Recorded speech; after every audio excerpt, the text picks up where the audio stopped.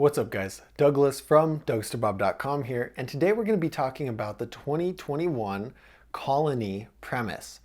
Now you won't see very many Colony reviews on this channel or even on my website. It's something that I've often overlooked, even though I'm a huge fan of Colony. I've been riding a Colony frame and a good amount of Colony aftermarket parts for the last 3 years. They're solid. Everything they make has been really good. I've only broken one pair of forks, and again, they lasted me like 3 years. So I'm very impressed with Colony, and I'm excited to start dabbling in some of their complete bike reviews. So far, all of their bikes have been really good quality at an okay price. They seem a little bit expensive compared to some of the other brands, but the quality is just outstanding. So let's dive real in depth and see if the Colony Premise is a good bike, if it's worth it, is it for you, how good is it for park, street, dirt, and all that nonsense. Let's get right into the video.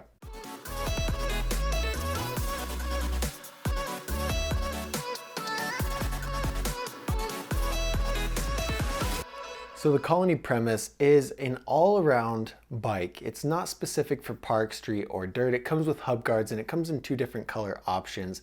It comes in a bloody black and a polished black. The bloody black looks a little more like red, so I don't know why they didn't say like bloody red or red black, I don't know. Anyway, it comes in those two different colors. It looks really solid and it costs $689. This is quite a bit of money for a bike, but the quality there is for a high-level rider. So if you're considering this bike, you definitely need to know what you're doing and be pretty experienced on BMX as a rider. Speaking of the quality, the frame is full chromoly. This is way better than high tensile steel. You're going to find high tensile steel on a lot of the lower quality beginner bikes. If you weigh anywhere over 180 pounds, your weight and the progression of you is going to start to bend high tensile steel. So I definitely recommend full chromoly for anyone who's considering staying with BMX for a few years and also progressing to the level where you might hurt some parts. If you're just doing bunny hops, don't worry about hurting anything. But if you're doing 360s down stair sets, all right, let's start thinking about stepping up the quality. Along with the frame, the forks and the handlebars are also full chromoly. This is super important because handlebars bend, forks bend when you nose case things. It's not good. You want to have full chromoly on the frame, forks, and bars if you're serious about BMX. The rims are going to be double wall rims, which is twice as strong as single wall rims. So that is amazing. These are important. I've never ever considered riding single wall rims, and I would urge you to do the same. If you find a bike with single wall rims, just plan to upgrade it because they don't last very long. It does not come with any pegs, but it comes with 3 hub guards, which is kind of interesting. There's a handful of Sunday bikes that do this too.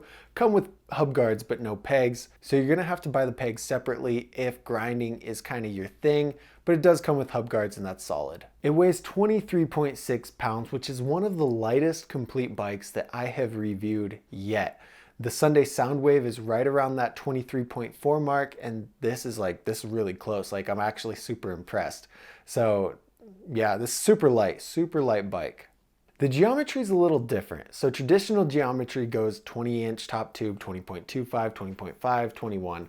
And then aftermarket frames you can find in some weird sizes, but the Premise comes in a 20.8-inch top tube.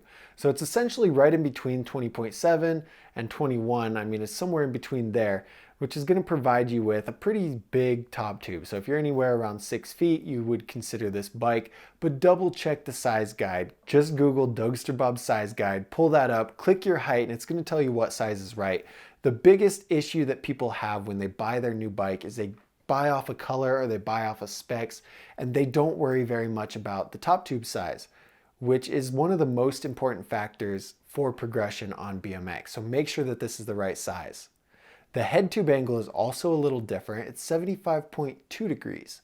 So 75 degrees is normal. 75.2 degrees is going to make it 0.2 degrees steeper, which isn't enough. You really won't notice the difference. It's going to be slightly more responsive, but not much. The chainstay is going to be 13 inches, which is pretty average. And the standover height is 8 inches, which is actually a little bit lower than normal. This is going to make tail whips come around a little bit easier, but it's going to be harder to throw bar spins since you don't have as much to pinch, and it's going to be harder to reach the seat for toboggans, assuming you have your seat slammed. The 8-inch standover makes this bike look a little more park specific. So if you just look at the bike, and you look at how tall the standover is, you'll notice that the shorter standover bikes look more like park-specific bikes, where the taller standover bikes look more street-specific, because that's just how they are. Like I said at the beginning, this bike is pretty well rounded, and we're going to take a look at the Dougsterbob Scores, and that's going to explain why. If you are considering a bunch of different bikes, you need to get this Dougsterbob score sheet. It's going to tell you how every bike that I've ever reviewed scores in park, dirt, street, what the quality's like, and you can compare that number to a bunch of different other bikes and make sure that the bike that you get is perfect for you and exactly what you want.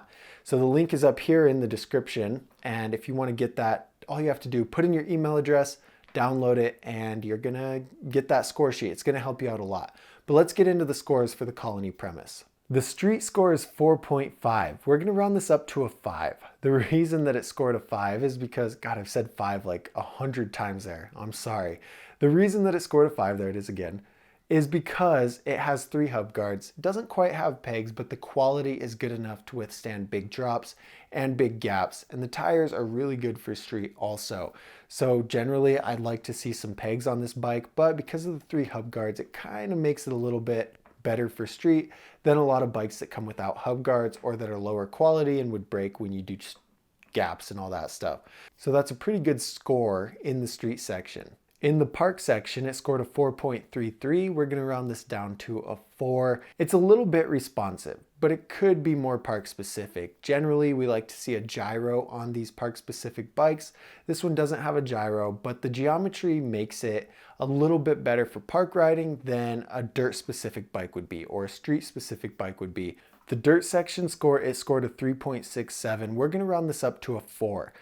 It's not perfect for dirt, but compared to a lot of other bikes, it does pretty well. It has a cassette, which is better than a free coaster for dirt, and the tires are going to work pretty well in dirt. There's nothing making it dirt specific, but there's nothing really holding it back from being a dirt bike if you upgrade some certain parts. The quality score is a 7. This is a really good quality score. Only a handful of bikes score up in that 10 range. This is a high-level bike, a mid-level to high-level bike because of that score. The reason it scored this is, well, obviously the double wall rims, the full chromoly frame, forks, and bars.